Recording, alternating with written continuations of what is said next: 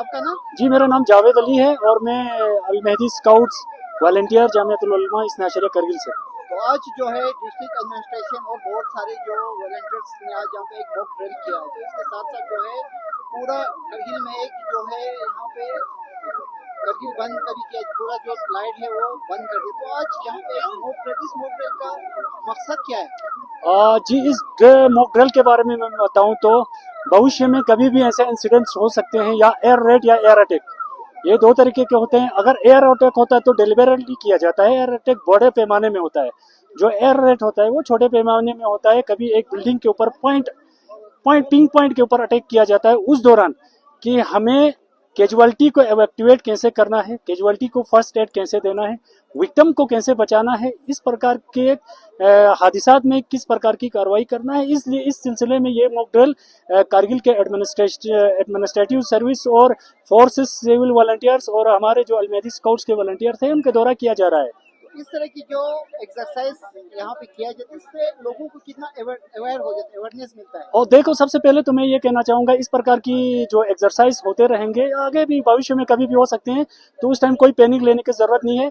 यहाँ सबसे पहले इस एक्सरसाइज का रखने का मकसद ये है कि कभी भी अगर इस प्रकार के हालात हो जाएंगे तो लोग अपने आप अवेयर हो सकते हैं ऐसे एक्सरसाइज को देख के, ताकि अपने आप को कैसे बचाया जाए। कि कोई भी देखो, कभी भी जब भी एयर रेड होता है तो स्प्लेंडर निकलते हैं 45 डिग्री के एंगल में, जो स्प्लेंडर निकलते हैं वो स्प्लेंडर किसी को भी हिट कर सकते हैं। तो उस दौरान पैनिक में नहीं आना चाहिए किसी को भी, तो इसलिए ये एक्सरसाइज करना बहुत जरूरी है। तो आज जो है 2 मिनट के लिए पूरा डिस्ट्रिक्ट करगिल में जो है ब्लैक आउट भी किया है, उसका करने का मकसद क्या है? मकसद यही है कि कभी भी भविष्य में, मैंने पहले भी बताया, भविष्य में कभी भी ऐसे एयर रेड हो सकते हैं। देखो, हमारे बाउंड्रीज जो है चारों तरफ दुश्मन से ढके हुए हैं, कभी किसका क्या मन बने किसी को पता नहीं, कभी एयर रेड कर सकते हैं। इसलिए ब्लैकआउट करने का मकसद ये है कि कभी लाइट ऑन होता है तो आजकल के जो आधुनिक विज्ञान है, तो इसमें कभी भी आपके ड्रोन या तो अभी हमारे साथ है additional deputy commissioner Kargil Shabir Hussain sir. Sir, आज डिस्ट्रिक्ट एडमिनिस्ट्रेशन की तरफ से जो है यहाँ पे एक मॉक ड्रिल यहाँ पे किया गया, जिसमें सर एक ब्लैक आउट भी किया गया। तो सर, इस मॉक ड्रिल का मकसद क्या है और ये करने का क्या मकसद? देखिए, हमने देखा है अभी जो ग्लोबल करंट सिचुएशन चल रहा है उसमें हमने देखा है कि जो साइड जितना ज़्यादा प्रिपेयर्ड रहता है वहाँ उतनी कैजुअलिटीज़ कम होती हैं। तो इस मॉक ड्रिल का मेन मकसद हमारा है कि पब्लिक को आगाह किया जाए कि जब भी एयर रेड सायरन्स हों तो उस सायरन के आने का मेन मतलब क्या है, और सायरन के आते ही सबसे नियरेस्ट सुरक्षित जगहों पे शेल्टर ले लें। तो ऐसे शेल्टर्स लेने के बाद हमने ये देखा कि कैजुअलिटी सबसे कम होती है। तो इस ब्लैकआउट का मेन पर्पज़ ही यही है। चूंकि आज की डेट में जो मॉडर्न टेक्नोलॉजी है उसके हिसाब से एयर फाइटर जेट्स जो हैं वो जीपीएस लोकेशन भी यूज़ करती हैं स्ट्राइक करने के लिए, लेकिन पाया गया है कि आज की डेट में भी जेट फाइटर्स जो हैं वो लाइट्स को एक बेसिक मार्कर मानती हैं अटैक करते वक्त। तो एक ब्लैकआउट करने से एक जो एयर रेड होती है दुश्मन एनिमी कंट्री की तरफ से, उसमें एक मेजर हिंड्रेंस आता है। तो ऐसा ब्लैकआउट के लिए पब्लिक को हम तैयार करना चाहते हैं। इन फ्यूचर कोई भी कंटीजेंसी आए उसमें हम तैयार रहें। तो सर, डीडीएमए करगिल की तरफ से जो है इस तरह के जो मॉक ड्रिल जो सर होते रहते हैं, सर इससे आम जो पब्लिक है उनको कितना इसका फायदा मिलता है और लोग इससे कितना अवेयर हो जाते हैं? देखिए, ये एक्सरसाइज अभी हमारा सिविल डिफेंस की तरफ से है, और जैसा कि आपने खुद देखा होगा अभी दुनिया भर में जो हालत और स्थिति है उसमें हमने यही देखा है कि जितने भी एयर रेड सायरन्स हैं उसकी वजह से लाखों लोगों की जानें बची हैं।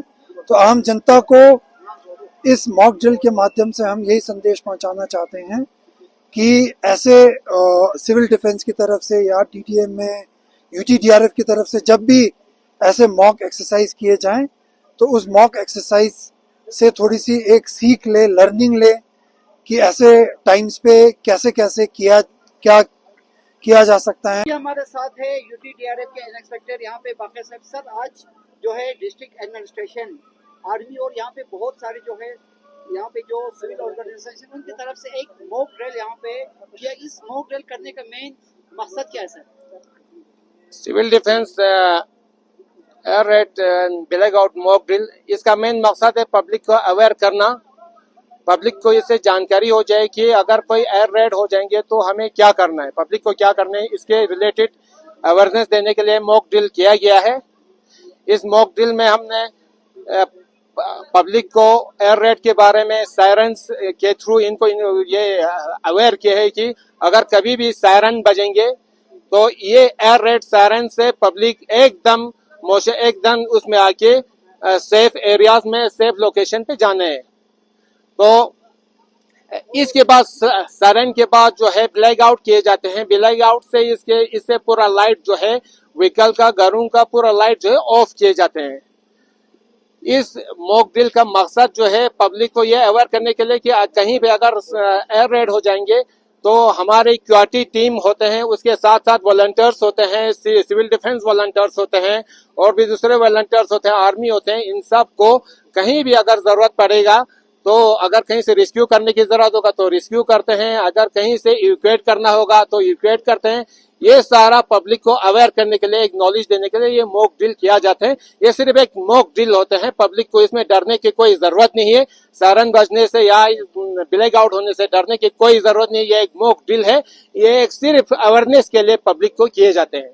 तो सर यूटीटीआरएफ जो है, यहाँ पे यूटीटीआरएफ का बहुत बड़ा रोल होता है सर। आप लोगों का इस तरह के प्रोग्राम होते रहते हैं, तो पब्लिक को क्या मैसेज देगा? और सर जो एयर स्ट्राइक होने के बाद जो अचानक जो है ब्लैक आउट होता है, वो करने का मेन मकसद क्या है, जो ब्लैक आउट का मकसद है?